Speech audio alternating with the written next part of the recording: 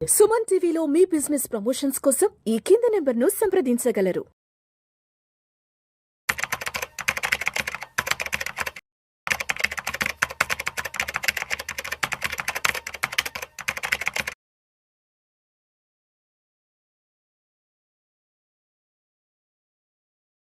నమస్తే, welcome to Vishnu talks. నేను విష్ణు. ప్రస్తుతం మనతో పాటు AMFI registered mutual fund distributor Veldi Chakradhar గారు ఉన్నారు. వారితో మాట్లాడదాం.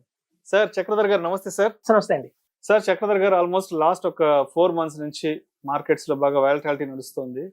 ఈ టైంలో మ్యూచువల్ ఫండ్ ఇన్వెస్టర్స్ అంతా కూడా చాలా పానిక్ అవుతున్నారు. మ్యూచువల్ ఫండ్ ఇన్వెస్ట్మెంట్స్ కి సంబంధించి కూడా కొంత నెగటివ్ ఇంపాక్ట్ వెళ్తుందేమో అనిపిస్తుంది. చాలా మంది రిడెంప్షన్ చేసుకుంటున్నారు, చాలా మంది ఎస్ఐబిల్ పాస్ చేసుకుంటున్నారు. ఏంటి ఇప్పుడు సిచ్యువేషన్? మార్కెట్ కూడా బాగలేదు కాబట్టి ఎస్పెషల్ మ్యూచువల్ ఫండ్ ఇన్వెస్టర్స్ మీరు ఏం చెప్తారు? ఇది యాక్చువల్ గా పానిక్ అవ్వాల్సిన అవసరం లేదండి. మేము గత 20 ఏళ్ళుగా ఇందులో ఫీల్డ్ లో ఉన్నాము. సో మ్యూచువల్ ఫండ్స్ అనేవి అప్ అండ్ డౌన్స్ అయితే కామన్ గా ఉంటాయి. స్టాక్ మార్కెట్ అంటేనే కొంచెం అప్ అండ్ డౌన్స్. అయితే చాలా మంది తెలియక ఏం చేస్తారంటేనండి, ఒక ఫండ్ సెలక్షన్ లోనే రాంగ్ జరుగుతుంది అనమాట. అలా ఎప్పుడైతే ఫండ్ సెలక్షన్ లో రాంగ్ జరిగినప్పుడే కొంచెం పానిక్ అయ్యే భయం అవుతుంది, ఇది కొంచెం పైకి వెళ్తుందా లేదా అని. చాలా మంది ఏం చేస్తారంటే కొనేటప్పుడు టాప్ ఫండ్స్ అని తీసుకుంటారండి. సో ఆ టాప్ క్యారెక్టరీలో ఉన్న ఫండ్స్ అన్ని ఏంటంటే, సపోజ్ అందరూ పెట్టే ఇన్వెస్ట్మెంట్స్ చూడండి, ఒక ఫండ్ మంచి పేరు వచ్చింది అనుకోండి, అందులో ఇండియా అంతా ఇన్వెస్ట్ చేస్తాయి. ఇప్పుడు లైక్ ఒక నిప్పాన్ స్మాల్ క్యాప్ తీసుకుందాము, అందరు నిప్పాన్ ఇండియా స్మాల్ క్యాప్ అనగానే అందరూ పెడతారు అందులో. లైక్ పారాపెరిక్ ఫ్లిక్సీ క్యాప్ అనుకోండి, ఇండియా మొత్తం పారాపెరిక్ ఫ్లిక్సీ క్యాప్ లో పెడతారు. సో ఎప్పుడైతే 2 రకాలు ఉంటాయండి ఫేజెస్, ఒకటేమో ఇన్వెస్ట్మెంట్ ఫేజ్ అంటారు, లేకపోతే ఫ్యూచర్ లో వచ్చే రిడమ్షన్ ఫేజ్ అంటారు. ఇప్పుడు అందరూ ఇన్వెస్ట్ చేస్తున్నారు.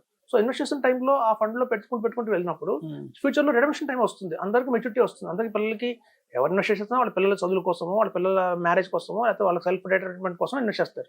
సో ఎప్పుడు రిటైర్మెంట్ టైం వచ్చిందో అందరూ ఆ ఫండ్ నుంచి తీసేయడం మొదలు పెడతారు. ఆటోమేటిక్ గా ఫండ్స్ బాగా పడిపోతుంటాయి. మేము గమనించింది ఏంటంటే 20 ఏళ్లలో టాప్ ఫండ్స్ ఇవాళ అయితే ఉంటాయో అవి 3 years తర్వాత మళ్ళీ బాటంకి వెళ్ళిపోతాయి. ఇవాళ బాటంలో ఏవైతే ఉన్నాయో అవి నెక్స్ట్ 3 years టాప్ లోకి వెళ్తాయి అన్నమాట.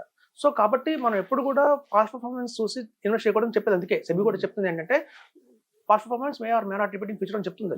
సో కాబట్టి ఏంటంటే, మేము ఎలా చేసుకుంటాం ఫండ్స్ ఇలాంటి ప్రాబ్లమ్స్ రాకుండా ఉండడానికి ఏం చేసేది అంటే, మేము డైరెక్ట్ గా ఫండ్ మేనేజర్తో ఇంటర్వ్యూ తీసుకుంటాం. ఇప్పుడు మీకు ఎగ్జాంపుల్ చెప్తా. ఒక ప్రొడ్యూసర్ దగ్గర 50 కోట్లు ఉన్నాయి. సో ఆ ప్రొడ్యూసర్ దగ్గర 50 కోట్లు ఉన్నప్పుడు ఒక డైరెక్టర్ వచ్చి సినిమా స్టోరీ చెప్తాడు, సార్ నరేషన్ చేస్తాడు, సార్ నా స్టోరీ ఇది, నా స్టోరీ లైన్ ఇది, ఇలా తీయబోతున్నాను, జనాలకి కొంచెం బాగా నచ్చుతుంది ఇలా తీస్తే అని. సో ఎప్పుడైతే మనం డైరెక్టర్ దగ్గర మనం వింటామో మనకు ఒక ఐడియా వస్తుంది, ఓకే నిజంగానే జనాలు దీనికి సింక్ అవుతారా అవరా అని చెప్పి. అంతేగాని ఒక ప్రొడ్యూసర్ దగ్గరికి ఒక కెమెరామెన్ వచ్చి స్టోరీ చెప్పాడు, ఒక హీరో వచ్చి చెప్పాడు స్టోరీ, అలాగే సైడ్ మ్యూజిక్ డైరెక్టర్ వచ్చి చెప్పే డైరెక్టరే. సో అలాగైతే ఒక సినిమాకి డైరెక్టర్ మెయిన్, అట్లాగే ఒక ఫండ్ మేనేజర్ అనేవాడు ఒక ఫండ్ కి మెయిన్.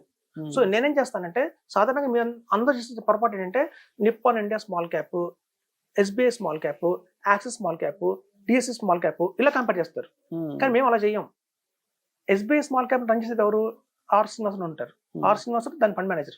సో అలా ఆర్ శ్రీనివాసన్ గారిని మేము పిలుచుకొని వస్తాం. అలాగే డిఎస్పీ హ్యాండిల్ చేస్తుంది గివెన్ గాంధీ ఉంటాడు, ఆ గివెన్ గాంధీ మేము పిలుస్తాం. అలాగే యాక్సెస్ ని తేజస్ మేనేజ్ చేస్తాడు, తేజస్ ని పిలుస్తాం. ఇట్లా మేము ఫండ్ మేనేజర్ పిలుస్తాం, ఫండ్ పేర్లు కాదు. సో అలా ఫండ్ మేనేజర్లు ఎప్పుడైతే పిలిచి వాళ్ళతో మేము ఇంటర్వ్యూ తీసుకుంటామో అప్పుడు మాకు అర్థమవుతుంది, ఓకే ఈ ఫండ్ కరెక్ట్గా వెళ్తుందో మార్కెట్ లో నెక్స్ట్ రాబోయే 3 ఏళ్లలో ఒకవేళ మార్కెట్ పడ్డా కూడా మళ్ళీ పైకి వెళ్ళే అవకాశం ఉందా లేదా, ఈ స్కోప్ ఉందా లేదా ఈ ఫండ్ లో చూస్తాం. అలా ఎందుకు పాసిబిలిటీ ఉంటుందంటే, మనం నేషనల్ వైడ్ డిస్ట్రిబ్యూటర్స్ కాబట్టి. ఇది చూడండి, ఒక నార్మల్ గా ఒక ఇన్వెస్టర్ ఫోన్ చేస్తే ఫండ్ మేనేజర్ మాట్లాడదు, మనం కలవలేము వాళ్ళని. సో ఒక నేషనల్ వైడ్ డిస్ట్రిబ్యూటర్ దగ్గర ప్లస్ పాయింట్ ఏంటంటే, నేషనల్ వైడ్ డిస్ట్రిబ్యూటర్స్ ఏంటంటే ఆల్ ఓవర్ ఇండియాలో వాళ్ళ ప్రెజెన్స్ ఉంటుంది. దగ్గర 40 లక్షల మంది ఇన్వెస్టర్లు ఉంటారు. సో అందరు కలిపి మనం ఎంత పూల్ చేస్తున్నాం అమౌంట్ అంటే 2 లక్షల కోట్లు పూల్ చేస్తున్నాం.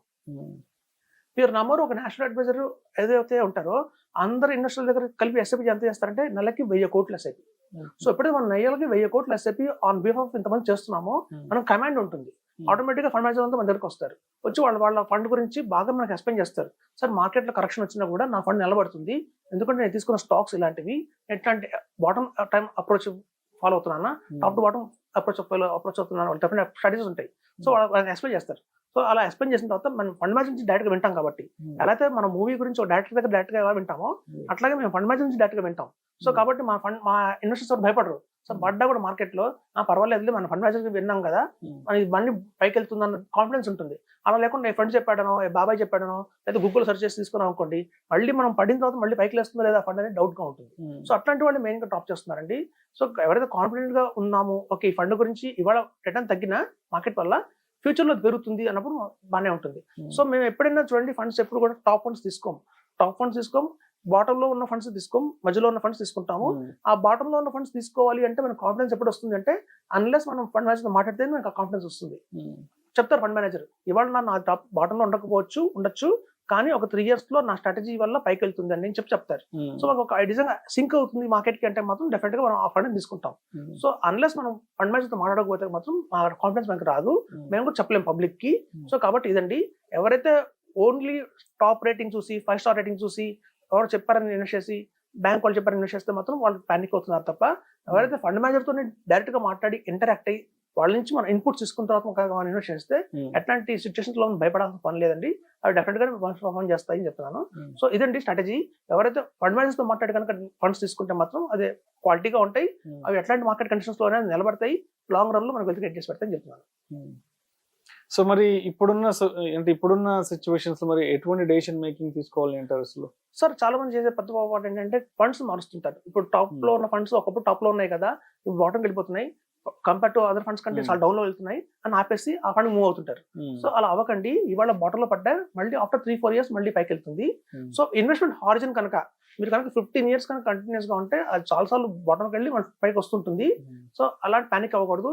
ఎప్పుడైతే ఫండ్ మేనేజర్ మారిపోతున్నారో చూడండి, మేము చాలా సోర్సెస్ ఉంటాయి. ఒక ఫండ్ సెలెక్ట్ చేయాలంటే దానికి ఓన్లీ 5 star రేటింగ్ చూడకూడదు, రోలింగ్ రిటర్న్స్ చూడాలి.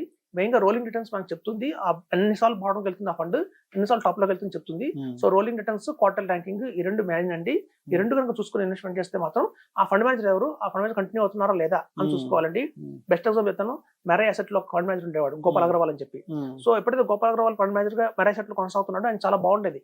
మెరా అసెట్, బ్లూ చిప్ అని, మెరా అసెట్ అన్ని ఫండ్స్ టాప్ లోకి వెళ్ళి ఆయన రిజైన్ చేసేసి హెచ్డిఎఫ్సి మూవ్ అయ్యారు. ఎప్పుడైతే హెచ్డిఎఫ్సి మూవ్ అయ్యారో మిడ్ క్యాప్ ఆపర్చునిటీస్ కి ఈ తగ్గి అది మళ్ళీ అతి పెరగడం మొదలు పెట్టింది.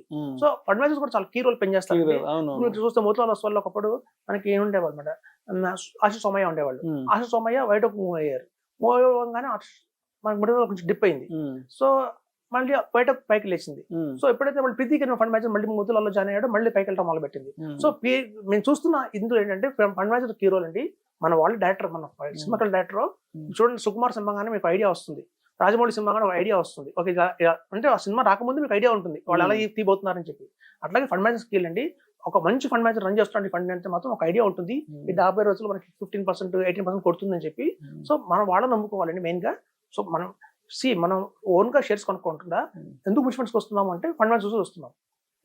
సో అలా ఫండ్ మేనేజర్ కనుక క్వాలిటీగా ఉన్నారంటే మాత్రం ధైర్యంగా ఇన్వెస్ట్ చేయండి, ఎంత లాంగ్ టర్మ్ అయినా కొనసాగించవచ్చు. వాళ్ళంత కాలం వాళ్ళు వేరే కంపెనీకి మారితే మాత్రం మళ్ళీ మనం ఆలోచించుకోవాలి, కంటిన్యూ అవ్వద్దా అని. చూడండి, మ్యూచువల్ ఫండ్స్ లో పడుతున్నాయి, మార్కెట్ పడుతుంది కాబట్టి మనం మారకూడదు. ఫండ్ మేనేజర్ మారితే మారాలి, అది మాత్రం కీగా అబ్జర్వ్ చేసుకుంటూ ఉండాలని చెప్తాను. Thank you sir.